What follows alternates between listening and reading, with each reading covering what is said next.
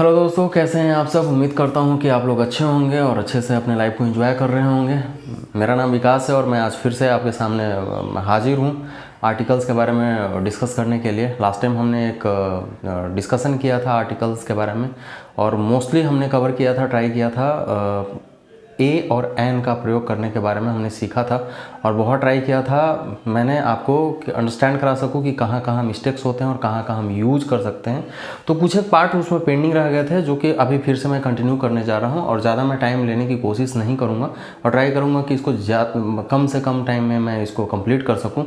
I think last के videos थोड़ा सा लंबा हो गया था क्योंकि उसमें बहुत सारे जो कन्फ्यूजन थे उसको मैं दूर करने की कोशिश कर रहा था। इस बार मैं थोड़ा 3 या 4 पॉइंट्स के बारे में डिस्कशन करेंगे मोस्ट प्रोबेबली और ट्राई करूँगा कि जो उसके पेंडिंग हैं जो यूजेस वो मैं कवर कर पाऊँ। और मैं स्लो चलने की कोशिश कर रहा हूँ मोस्टली। मैं ऐसा नहीं है कि मैं आपको धड़ल्ले से पढ़ाने की कोशिश कर रहा हूँ। बहुत सारे ऐसे हैं जिनको आता है, बहुत सारे ऐसे होंगे जिनको नहीं आता है और जो ट्राई कर रहे हैं। ये वीडियो मैं इस वजह से नहीं बना रहा हूँ कि आपको कुछ बहुत सिखाने की कोशिश कर रहा हूँ, बट मैं ट्राई कर रहा हूँ कि हाँ जितना मुझे आता है मैं आपको सिखाने की कोशिश करूँ और जो कन्फ्यूज़न है जहाँ पे कि लोग मिस्टेक कर जाते हैं उसको मैं भरपाई कर पाऊँ। और मैं कम्युनिकेट हिंदी में ही करने की कोशिश करूँगा। I am not going to talk in English so much because some students will be there who cannot understand in proper way. So better है कि आप लोगों के लिए मैं हिंदी में ही ट्राई करूं। और चलिए वीडियो स्टार्ट करते हैं। तो पिछले बार हमने कुछ एक पॉइंट डिस्कशन किए थे और आज के पॉइंट में कुछ डिस्कशन करने वाला हूं कि कहाँ कहाँ पे ए और एन का यूजेस कर सकते हैं। तो मैं पहले लिख लेता हूं कि यूजेस ऑफ ए एन, क्योंकि पिछले वीडियो में मैंने एक्सप्लेन किया है कि ए और एन को इंडेफिनिट आर्टिकल्स और दी को डिफिनिट आर्टिकल्स कहा जाता है। ए और एन को इंडेफिनिट इसलिए बोला जाता है कि इसका यूज हम ऐसे जगह पे करते हैं जो कि पार्टिकुलर थिंग्स नहीं होते हैं, कोई प्रॉपर नाउन नहीं होता है। इसके वजह से हम इसको इंडेफिनिट आर्टिकल्स कहते हैं और दी को डिफिनिट कहा जाता है क्योंकि उसका most probably uses proper noun के पहले या कोई डेफिनिट थिंग्स के पहले या कुछ पार्टिकुलर थिंग्स के पहले करते हैं। तो चलिए इसके बारे में हम डिस्कशन करते हैं यूजेज ऑफ ए और एन।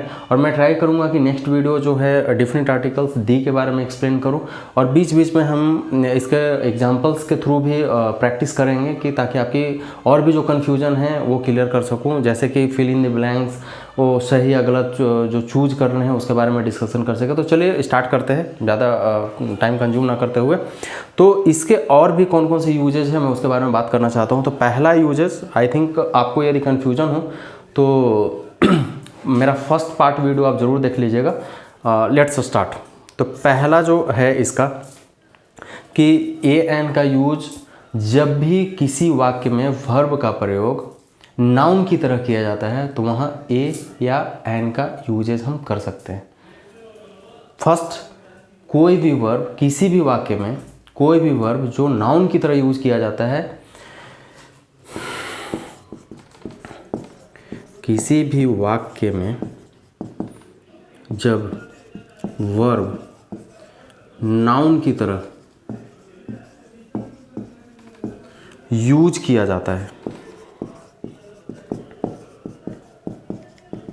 वहाँ ए या एन का यूज होता है। जैसे एक एग्जांपल लेते हैं। Suppose Ram goes for a walk. Ram घूमने के लिए जाता है।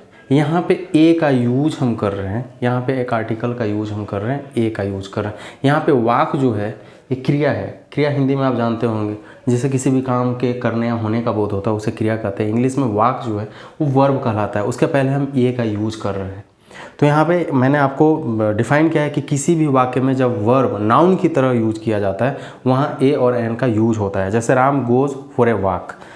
सेकेंड एग्जाम्पल लेते हैं। सेकेंड यदि एग्जाम्पल लेते हैं, ही has gone for a bath. वह कहाँ गया है? वो नहाने के लिए गया है। यहाँ पे ए का हम यूज कर रहे हैं, यहाँ पे यूज कर रहे हैं, बात वर्ब है और यहाँ पे हम ए का यूज कर रहे हैं। It's depend on the word या वर्ब, ये डिपेंड ऑन कि कहाँ पे हमें ये लगाना है, कहाँ पे एन लगाना है।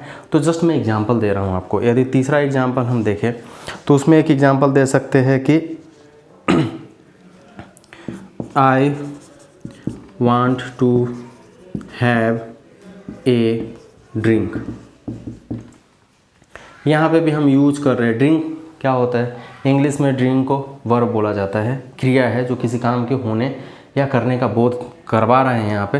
तो यहाँ पे उसके पहले हम ए का यूज कर रहे हैं। I want to have a drink, मैं क्या करना चाहता हूँ, मैं पीना चाहता हूँ। पीना इन द सेंस कौन सा, पानी भी हो सकता है, दारू भी हो सकता है, कुछ भी हो सकता है, जूस भी हो सकता है। तो जस्ट एग्जाम्पल है कि I want to have a drink. तो यहाँ पे एक बता रहा हूँ, आप नोट कीजिए कि किसी भी वाक्य में जब वर्ब नाउन की तरह यूज किया जाता है वहाँ ए और एन का यूज होता ही है। एग्जाम्पल में भी आप अंडरस्टैंड कर चुके हैं। Ram goes for a walk, B he has gone for a bath, C I want to have a drink. Lots of example will be there, but मैं ज़्यादा एग्जाम्पल देने की कोशिश नहीं करूँगा। नेक्स्ट जब प्रैक्टिस करेंगे तो वहाँ पे फिर से मैं ट्राई करूँगा कि इसको कवर कर सकूँ और आपको और ज़्यादा से ज़्यादा आपको अंडरस्टैंड करवा सकूँ। अब चलते हैं दूसरे यूजेस के बारे में। दूसरा कहाँ पे हम यूज करते हैं ए और एन का, उसके बारे में डिस्कशन करेंगे। दूसरा जो इसका यूजेज है, यदि एडजेक्टिव से पहले, एडजेक्टिव आप जानते ही हैं, विशेषण हिंदी में बोला जाता है, जो किसी भी व्यक्ति, पदार्थ, वस्तु या किसी भी चीज़ की विशेषता को बताता है उसे एडजेक्टिव कहा जाता है। और हिंदी में इसे विशेषण कहा जाता है, जो किसी की भी विशेषता को बताता है उसे एडजेक्टिव कहते हैं। तो यदि एडजेक्टिव से पहले as, so, too, how, quite का प्रयोग हो,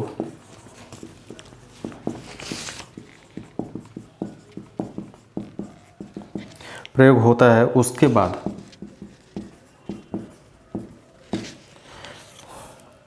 ए या एन का प्रयोग किया जाता है। जस्ट एग्जाम्पल में लिख रहा हूँ, it is too heavy a parcel for me to carry. B, Ram is not so big a fool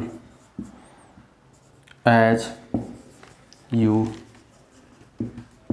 think. दूसरा यहाँ पे क्या यूजेस मैं बता रहा हूँ कि यदि एडजेक्टिव से पहले as, so, too, how, quite का प्रयोग होता है, उसके बाद ए और एन का प्रयोग किया जाता है। जैसे कि एग्जांपल में, it is too heavy a parcel for me to carry. It is too heavy a parcel for me to carry.